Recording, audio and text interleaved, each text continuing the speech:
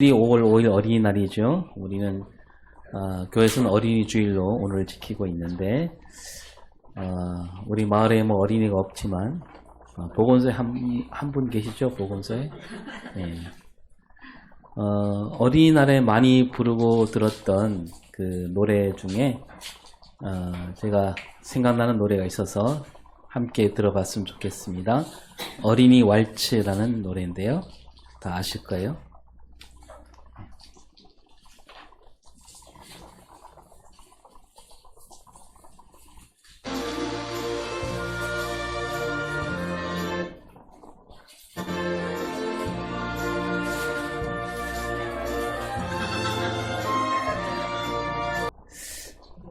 우리 마을에도 늘 저렇게 아이들 노래가 울려 퍼졌으면 좋겠다 그런 생각이 듭니다.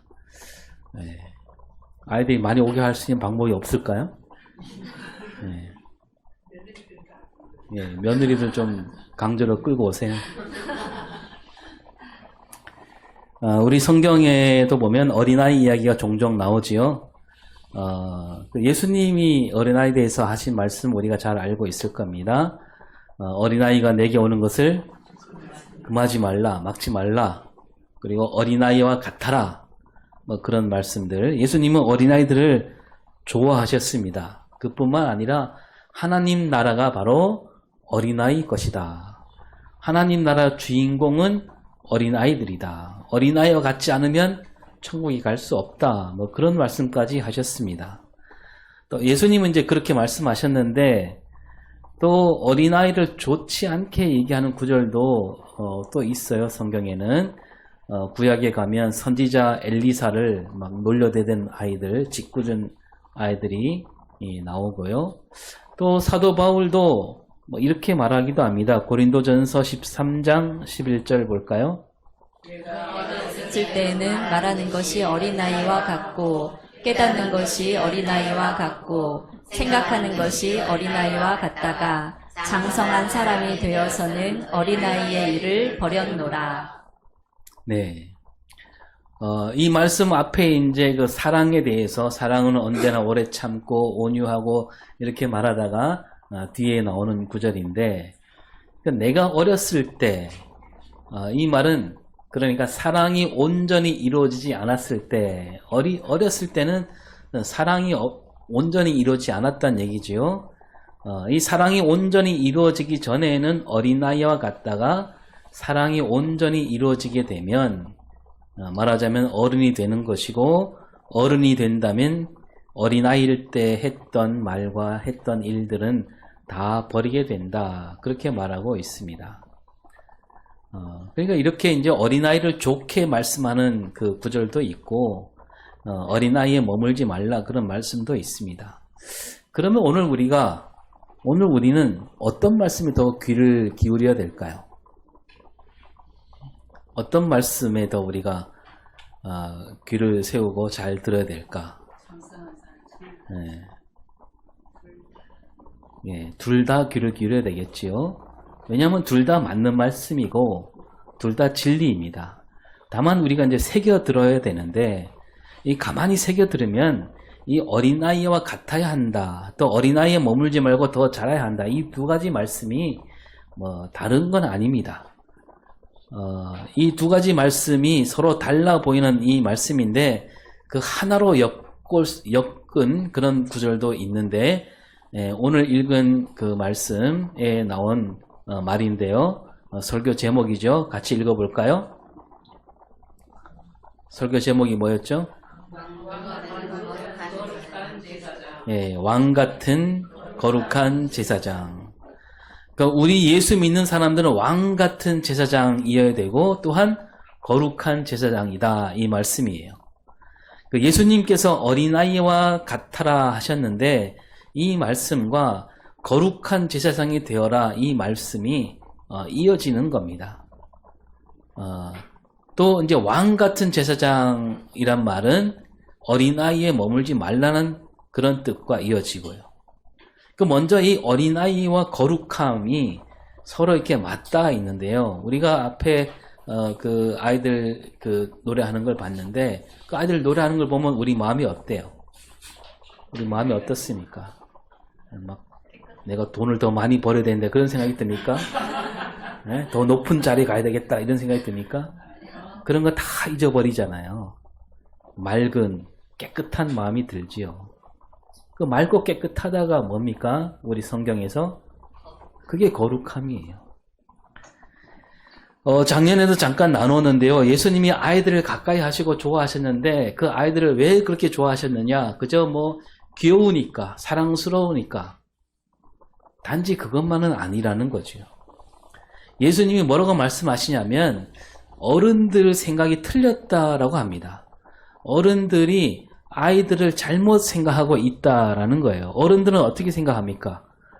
애들이 막 오면 어떻게 해요? 예수님 앞에 오면 애들은 가라. 다 애들은 가라. 니들이 뭘 안다고 그러냐 그러잖아요. 네.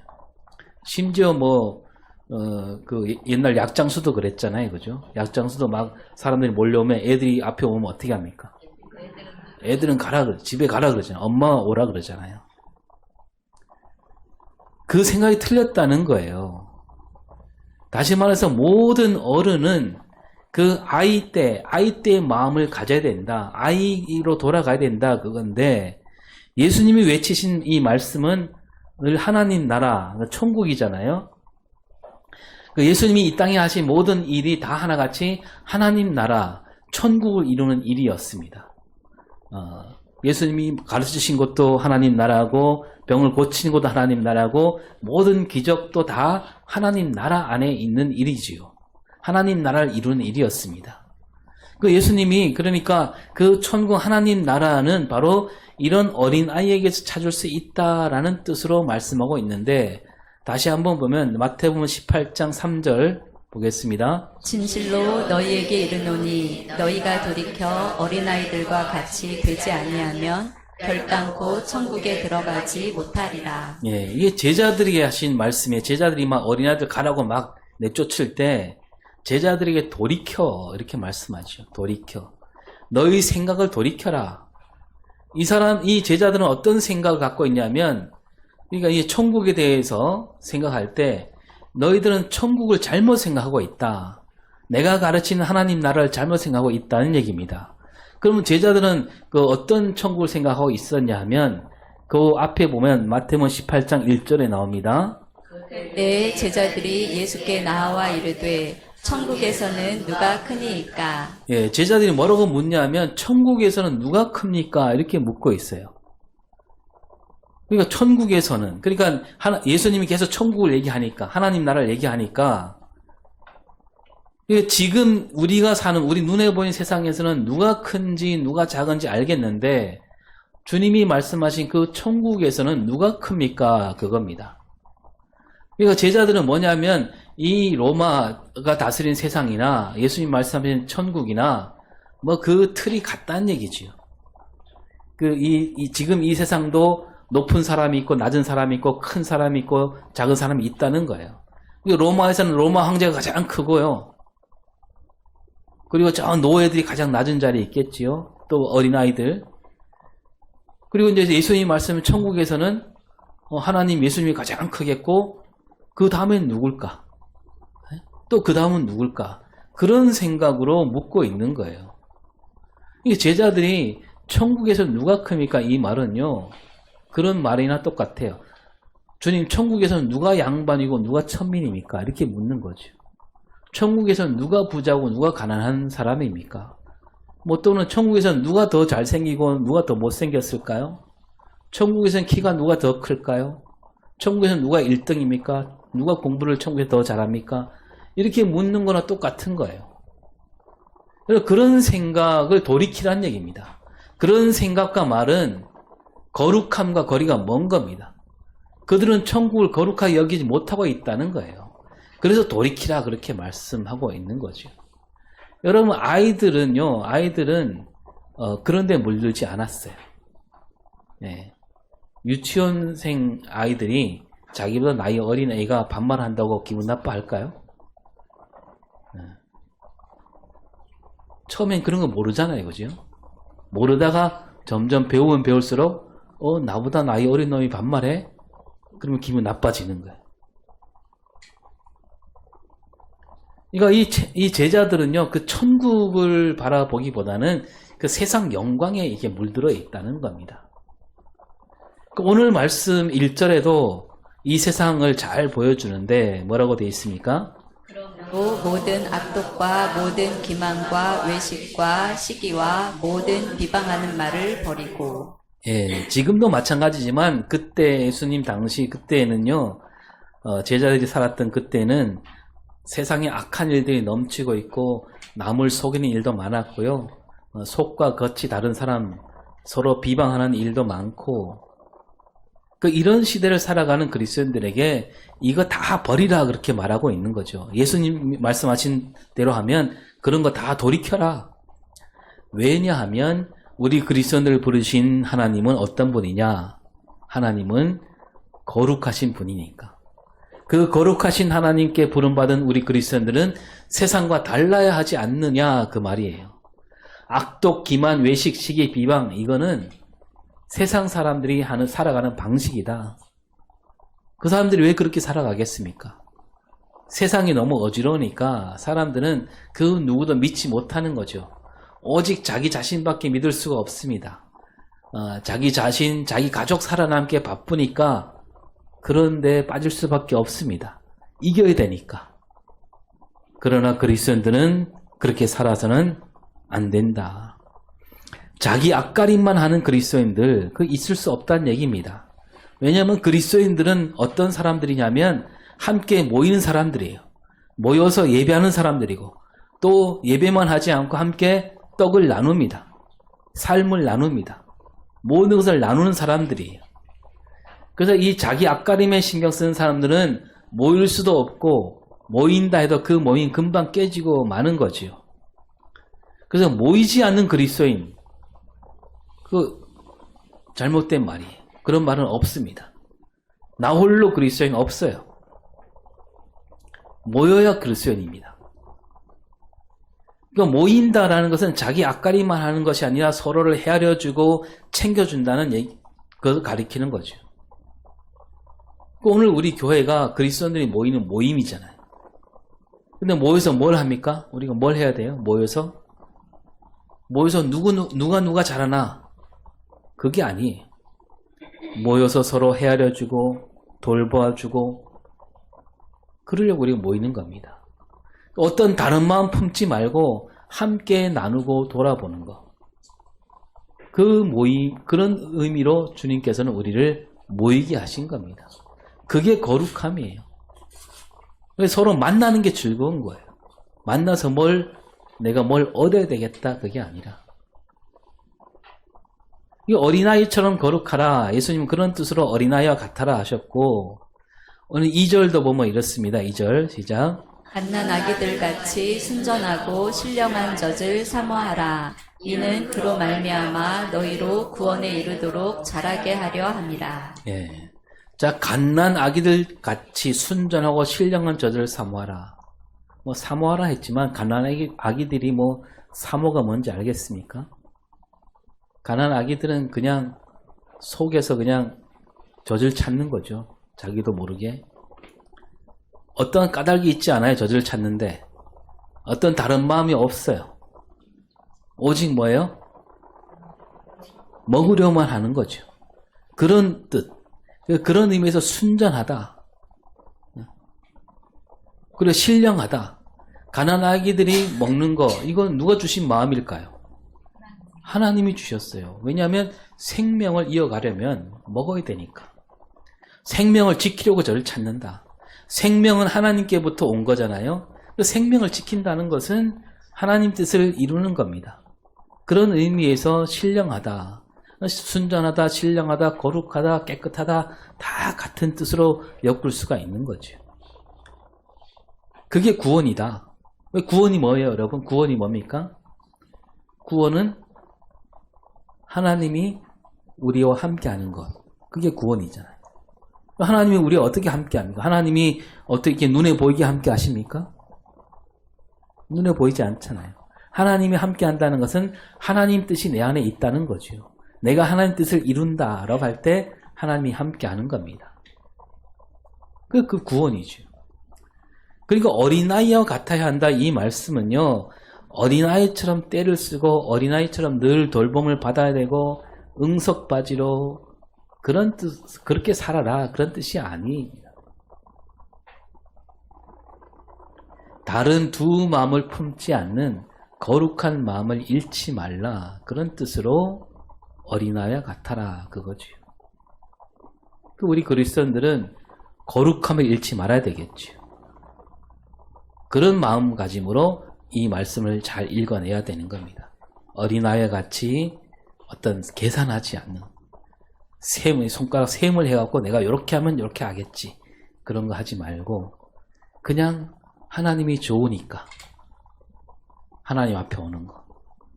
우리 교우들이 서로 좋으니까 함께 만나는 거. 그런 마음. 그리고 이제 그렇다고 그 거룩함만 잘 지키면 된다. 그게 아니라 우리는 거룩한데요. 그냥 거룩한 사람이 아니고 오늘 말씀에 거룩한 뭐가 되라고요? 제사장이에요. 그리고 그냥 제사장도 아니고 무슨 제사장? 왕 같은 제사장. 자, 언젠가 이런 얘기를 몇 차례 나눈 적이 있습니다. 하나님께서 사람을 만드실 때 처음 만드셨을 때 그 아담이 몇 살 정도였을까요? 네?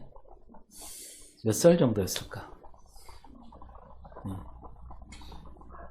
뭐 아기는 아니었죠, 그죠? 가난아기는 아니었어요. 네. 처음에 만들 때 아기로 만들면 더 좋지 않았을까? 근데 하나님은 어른으로 만드셨어요. 막 그 아기들 막 그 얼마나 귀여워요, 그죠? 예쁘고 그 몸짓 뭐 뭘 해도 다 이쁘잖아요. 그렇게 아기 때부터 이렇게 잘 하나님이 잘 이렇게 이끄셨으면 아담이 좀 더 말을 더 잘 듣지 않았을까요? 근데 이미 사춘기 지난 그죠? 어른으로 만들었어요. 왜 그랬을까? 애 키우는 게 쉽지 않다는 걸 알고 계셨을까요? 아니면 하나님이 막 너무 성미가 급하셨을까?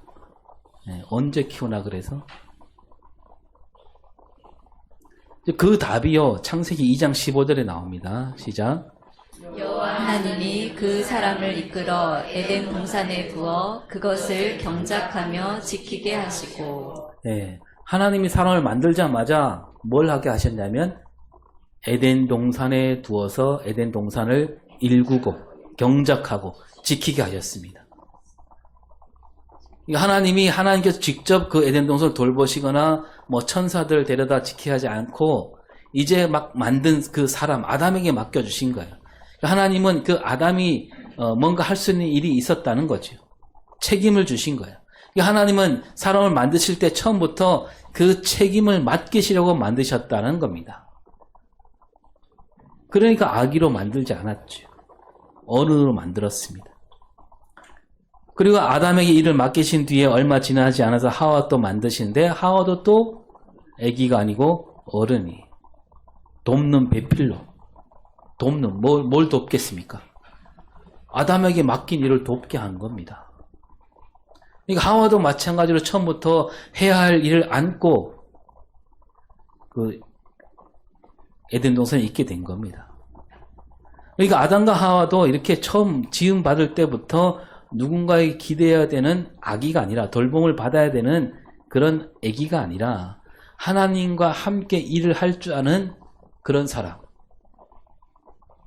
이 사실을 하나님이 한 번 더 말씀하시는데 창세기 1장 28절에 생육하고 번성하여 땅에 충만하라. 땅을 정복하라. 바다의 물고기와 하늘의 새와 땅에 움직이는 모든 생물을 다스리라 하시니라. 예, 땅을 정복하고 모든 생물을 다스리라.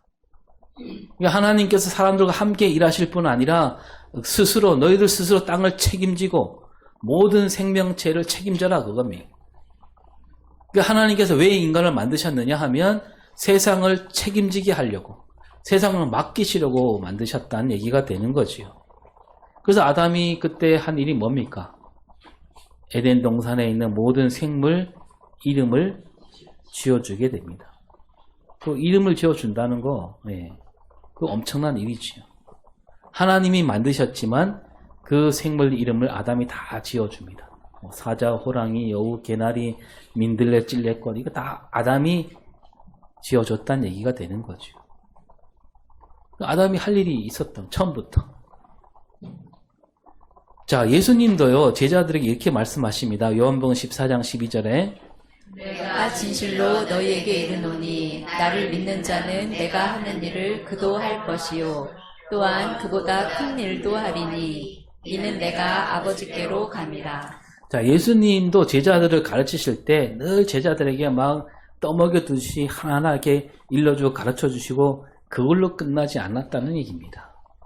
예수님도 제자들이 어떻게 되기를 바라요? 더 크게 되기를 바라시는 거예요. 그러니까 예수를 믿는 이들이 뭐냐? 예수님이 하신 일을 그대로 물려받는다. 그런 뜻이잖아요. 그 심지어 예수님보다 더 큰 일도 하게 된다. 제자들이 처음에는 그 말씀을 전혀 깨우치지 못했습니다. 늘 예수님 그늘 아래 살기를 바랬어요. 예수님이 왕이 되면 그 밑에서 말만 잘 들으면 되겠지. 그랬는데 나중에 성령이 오신 다음에 제자들이 바뀌지요. 예수님이 하신 일을 그대로 물려받습니다. 예수님이 가르치신 대로 가르쳤고 예수님이 병을 고친 대로 고쳤고 죽은 사람도 살리고 그 하나님 나라를 이루는 일에 앞장서는 사람들이 됐잖아요. 그러다가 그렇게 살다가 그들이 다 예수님처럼 잡히고 죽음에 이르게 됩니다.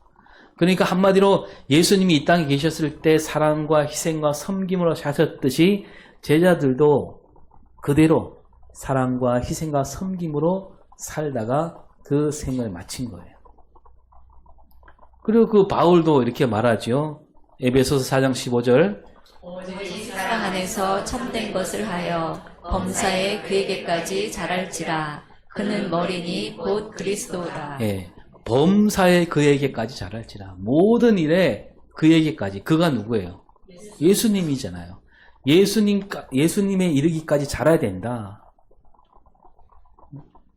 응석바지로 머물러 있지 말고 자라야 된다. 그거예요.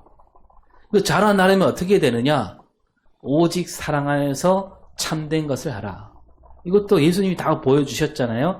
예수님이 무슨 말씀 하든지 늘 사랑이 가득한 말씀이었고 어떤 일을 하든지 다 사랑으로 하셨습니다.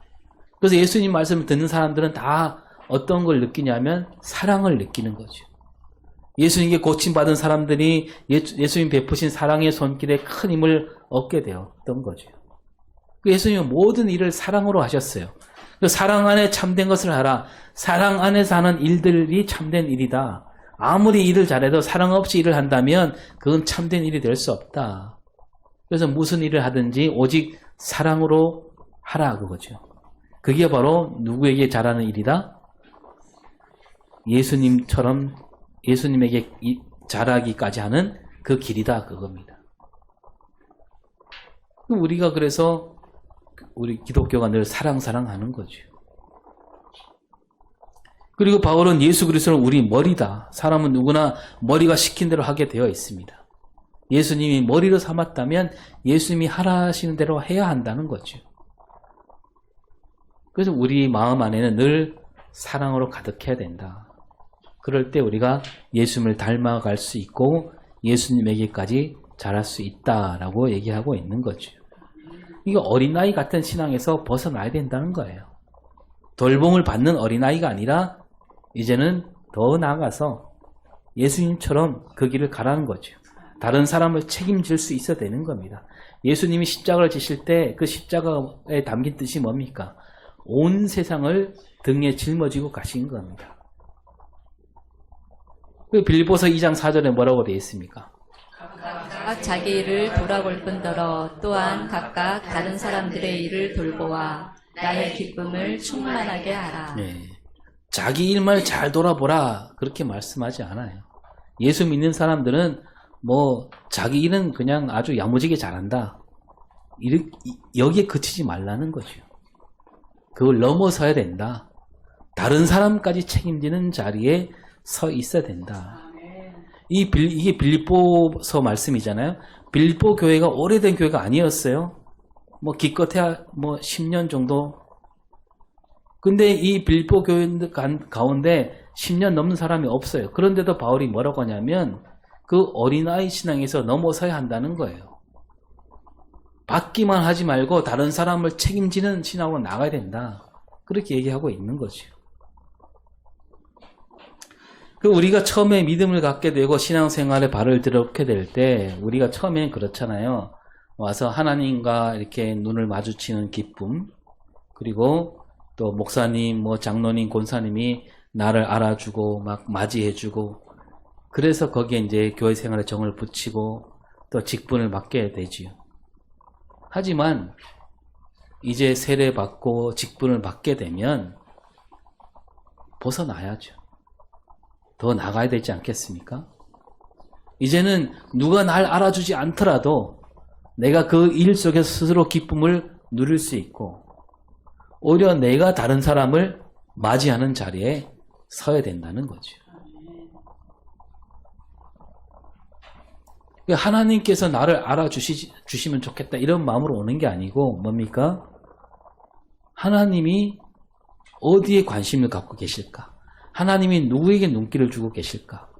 그 하나님 눈길을 따라 우리도 그 눈길을 줘야 되겠죠.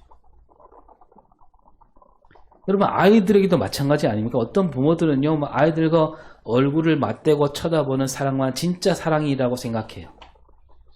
그 처음 아기 때는 그럴 수밖에 없잖아요. 그죠? 아기들은 아직 뭐가 뭔지 몰라요. 엄마 아빠가 눈에 보여야만 내가 살아있음을 느끼게 됩니다. 그러나 커갈수록 엄마 아빠만 쳐다보면 안 되는 거잖아요. 요즘 자녀 교육에 문제가 있다면 그거 아니겠습니까? 부모들이 아이들을 홀로 세우지 못해요. 부모들이 자꾸 자기 애들 얼굴만 자꾸 뜯어먹으려고 그래요. 아이가 커서 이제 더 큰 곳으로, 더 먼 곳으로 나가야 되는데 아이들 얼굴을 쳐다보지 못하면 뭐 큰일 생긴 양 막 어쩔 줄 몰라 하지. 그러니까 요즘 아이들이 그 부모에게 너무 큰 부담을 갖게 되고 빨리 벗어나고 싶은데 그 엇박자가 돼서 힘들게 되는 거죠. 올바른 부모라면 어떻게 됩니까? 그 아이가 바라보는 것을 같이 바라봐주면서 그 아이가 갈 길을 열어줘야지. 하여튼 다른 사람을 책임질 줄 아는 삶이 참된 신앙입니다. 근데 이제 이렇게 말씀드리면 또 이렇게 대꾸하는 분들이 있죠. 아니, 내가 아직 모자란데 내 안에 뭔가 가득해야, 충만해야 다른 사람을 돌아보지 않겠습니까? 이렇게 얘기하기도 합니다. 내가 중심을 바로 잡고 있을 수 있어야 다른 사람을 도와줄 거 아닙니까? 그렇게 말하는 분들이 있는데, 뭐 맞는 말 같지만 신앙이 뭐가 같냐 하면, 제가 여러 차례 말씀드렸습니다. 신앙이 자전거 타기와 같다 그랬습니다. 여러분, 자전거 배울 때 자전거가 딱 올라서 갖고 중심을 잡고 딱 넘어지지 않고 탁 선 다음에 가려고 한다. 그런 사람은요, 자전거 절대 못 배웁니다. 일단 내가 중심을 잡아야지. 안 넘어지게. 그러려고 하면 자전거 탈 수가 없다니까요. 그건 서커스에서 하는 일이에요. 서커스 가면 이렇게 딱 중심 잡고 외발로도 서 있잖아요. 그죠? 근데 자전거 배우려면 그렇게 하면 안 되는 거예요. 어떻게 됩니까? 자전거가 안 넘어지려면요, 굴러가야 돼요. 내가 선 다음에 가는 게 아닙니다. 굴러가면서 중심을 잡는 겁니다. 여러분, 신앙이 마찬가지예요. 내 신앙이 똑바로 딱 선 다음에 내 생활이 딱 중심을 잡은 다음에 그 다음에 다른 사람 돌봐야지. 그렇게 될 수도 없고요. 그건 우리 기독교 신앙이 아닙니다. 그렇게 하면 평생 가도 바른 신앙으로 서기가 힘든 겁니다. 나도 모자라지만 다른 사람을 돌보면서 다른 사람을 책임질 때 그때 내 신앙도 바로 서게 되는 겁니다. 그거 해야 돼요. 오늘 말씀 다시 한번 읽어볼까요? 9절 말씀. 그러나 너희는 택하신 족속이요 왕 같은 제사장들이요 거룩한 나라요 그의 소유가 된 백성이니 이는 너희를 어두운 데서 불러내어 그의 기이한 빛에 들어가게 하시니에 아름다운 덕을 선포하게 하심이라. 예. 우리는 제사장이다. 그냥 제사장이 아니고 앞에 말씀드린 대로 왕 같은 제사장이다. 그 왕, 고귀한 신분이기도 하지만 왕이라 그러면 모든 사람을 책임지는 자리에 있다는 겁니다. 그래서 우리 그리스도인들은 뭡니까? 온 세상을 책임지는 자리에 서 있는 겁니다. 일개 정치가들에게 맡겨서는 안 되는 거예요. 세상을 책임지는 사람이에요. 우리나라 그 처음 그리스도인들은요, 이 나라 이 민족 문제를 자기 문제로 여기며 기도하고 실천했습니다.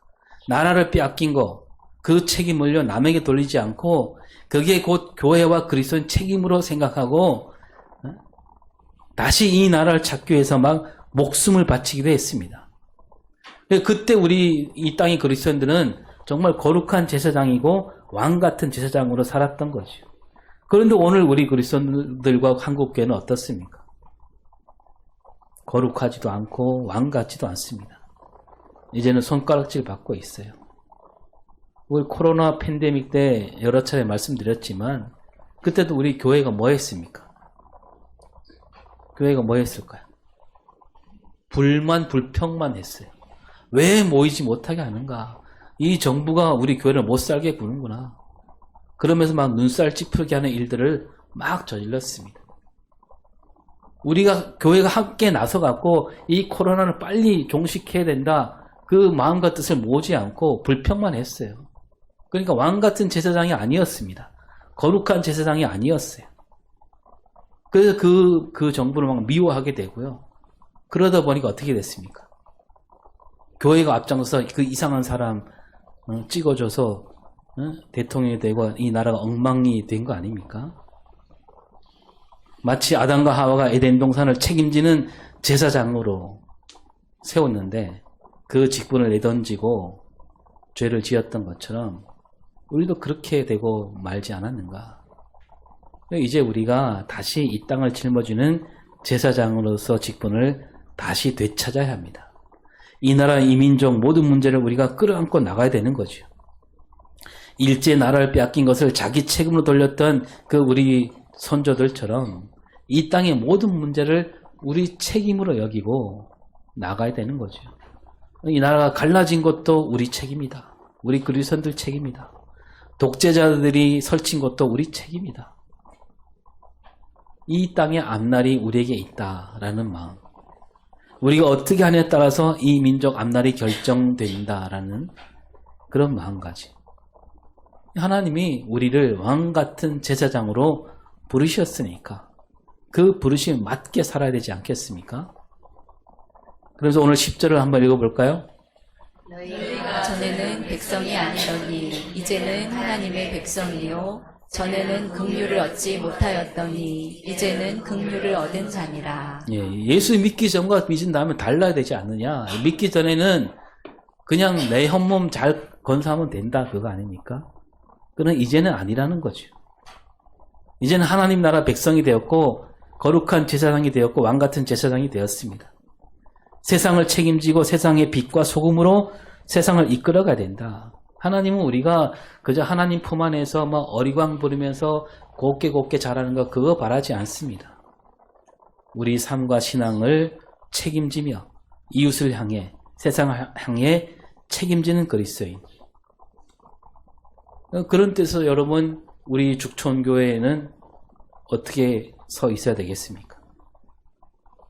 우리 죽촌교회가 그냥 죽촌마을에 그냥 구색 맞추기용으로 서 있는 겁니까? 우리 죽촌마을을 책임지라고 하나님이 세워주신 거예요. 우리 마을에 뭐가 문제가 생기면 우리 교회 책임이다. 이런 마음가짐. 하나님은 우리를 교회와 이 사회를 책임지고 이끌어가는 그런 사람으로 부르셨습니다. 이 세상 전체를 우리에게 맡겨주신 겁니다. 그러한 하나님의 뜻을 잘 받들어서 왕 같은 제사장, 거룩한 제사장으로 서가는 저와 여러분이 될 수 있기를 바랍니다. 기도하겠습니다. 하나님, 우리는